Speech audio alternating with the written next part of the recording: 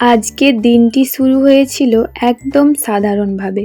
সকাল থেকে উঠে ঘরের কাজ, ছেলেকে স্কুল পৌঁছে দেওয়া, তারপর বাড়িতেই হয়েছিল একটু ছোট্ট করে মনসা পুজো, আর অবশেষে রাতের জন্য নিজের হাতে বানানো পিঠে। চলো আজকের পুরো দিনটি তোমাদের সাথে শেয়ার করি। সো হ্যালো এভরিওয়ান, আমি রিমা। আমার নতুন একটি ব্লগে তোমাদের সকলকে জানাই অনেক অনেক স্বাগত, ভালোবাসা। আজকে বাড়িতে একটি ছোট্ট করে মনসা পুজো ছিল। আমাদের বাড়িতে এই পুজোটি খুব সাধারণভাবেই করা হয়, বড় কোনো আয়োজন নয়। এই দিনটি মা মনসাকে আমরা দই খই দিয়ে পুজো দিই।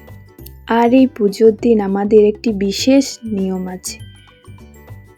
এই দিনে আমরা বাড়ির কেউই ভাত খাই না।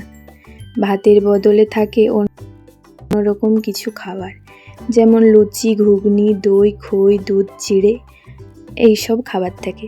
সাধারণ খাবার হলো এইগুলো। এই খাবারের মধ্যে আলাদাই একটা ঘরোয়া স্বাদ থাকে। আর এই নিয়মগুলো শুধু খাবারের ব্যাপারে নয়, এর সঙ্গে জড়িয়ে আছে আমাদের বাড়ির পুরনো সব নিয়ম, রীতিনীতি। তো আমার বাবার বাড়িতেও এই নিয়মটা ছিল, তো শ্বশুর বাড়িতেও আমি এসেও এই নিয়মটা পেয়েছি। ছোটবেলায় বড়দের দেখে এসেছি এভাবে নিয়ম পালন করতে, তাই আমরাও সেই নিয়মগুলোই পালন করে এসেছি। আশা করি আগামী দিনেও আমাদের যারা ছোটরা আছে আমাদের দেখে দেখে তারাও এইসব নিয়ম পালন করবে। তো এখানে আমি ঘুগনিটা রেডি করে নিয়েছি, সাথে করেছি আজকে লুচি, তারপরে তো আবার আছে খই আছে, দই আছে, চিড়ে আছে, যার যেটা ইচ্ছে সে সেটাই খাবে। আমার ছেলে তো এইসব খাবার ও পছন্দ করে না, তাই ওর জন্য ম্যাগি বানিয়ে দেবো আর কি, ভাত যখন হবে না।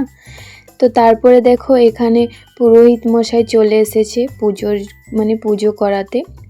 এই পুজোটা খুব সাধারণভাবে হয়। তোমাদের আমি আগেও বলেছি যে শ্রাবণ মাসে আমাদের বাড়িতে 3বার মনসা পুজো হয়। তো 3বারে দুবার হয়ে গেছে, তো এটা হলো তৃতীয়তম মনসা পুজো। তো সেটাই এখানে হচ্ছে। এখানে আমরা আজকে মা মনসাকে দই, খই, চিড়ে, দুধ, কলা দিয়ে পুজো দিই। তারপরে এর পরের বারে চতুর্থতম যে পুজোটা হয় ওটা হলো শ্রাবণ মাসের সংক্রান্তির দিনে। ওটাতে কিন্তু হাঁস বলি দিয়ে আমাদের এখানে মনসা পুজো হয়। সেই পুজোটা কিন্তু প্রতিটি বাড়িতে হয়। তো এই ছিল আমাদের পুজো। এভাবেই পুজোর কাজ আর দিনের ব্যস্ততা শেষ হতে হতে বিকেল হয়ে গেল। বিকেলে একটু চা বানিয়ে খেলাম। সারাদিন কাজের পর 1 কাপ চা যেন সত্যি অনেকটা শান্তি দেয়। চা খেয়ে একটু চুল আঁচড়ে নিলাম। তারপর ভাবলাম চুলটা আঁচড়ে নিই। সকাল থেকে চুলটা একবারও আঁচড়ানো হয়নি।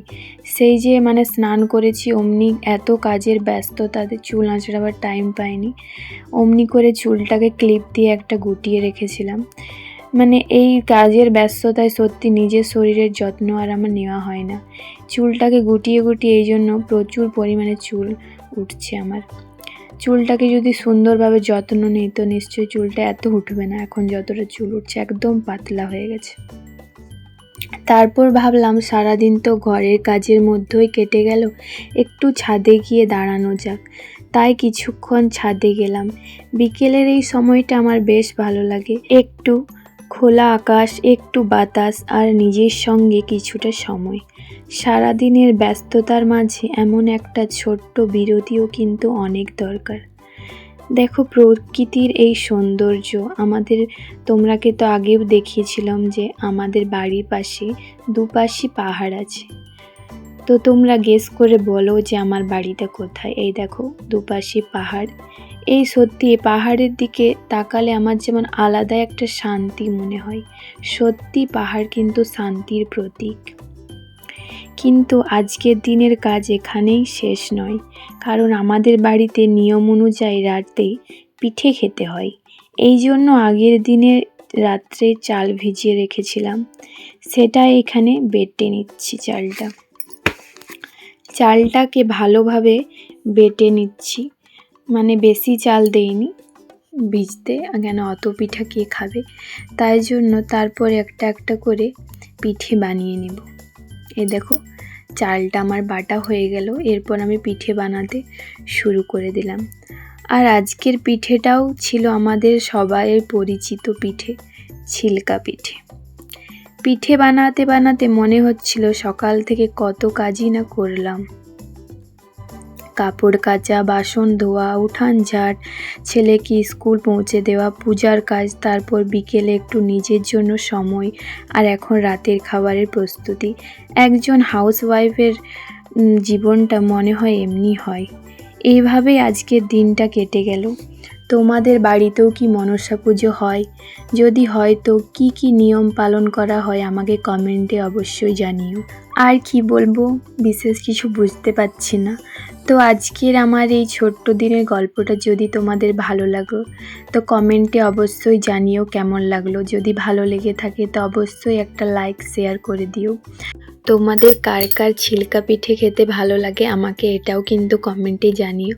আমার তো বেশ ভালো লাগে, মনে হয় যখনই কোনো নিয়ম দেখি যে পিঠে করতে হয় তখন আমি ছিলকা পিঠেই বানিয়ে নিই। এটা ভীষণ সহজ, তাই বানিয়ে নিই। তো আজকের ভিডিওটা আমি এখানেই শেষ করলাম। তোমাদের সাথে আবারও কালকে দেখা হবে নতুন কোনো ব্লগে, নতুন কোনো আমার জীবনের গল্প নিয়ে। তো তোমরা সকলে ভালো থেকো, সুস্থ থেকো, এইটাই আমি কামনা করি। তোমরা কে কোথা থেকে আমার ভিডিওটা দেখছো সেটাও কিন্তু কমেন্টে জানিও। বাই।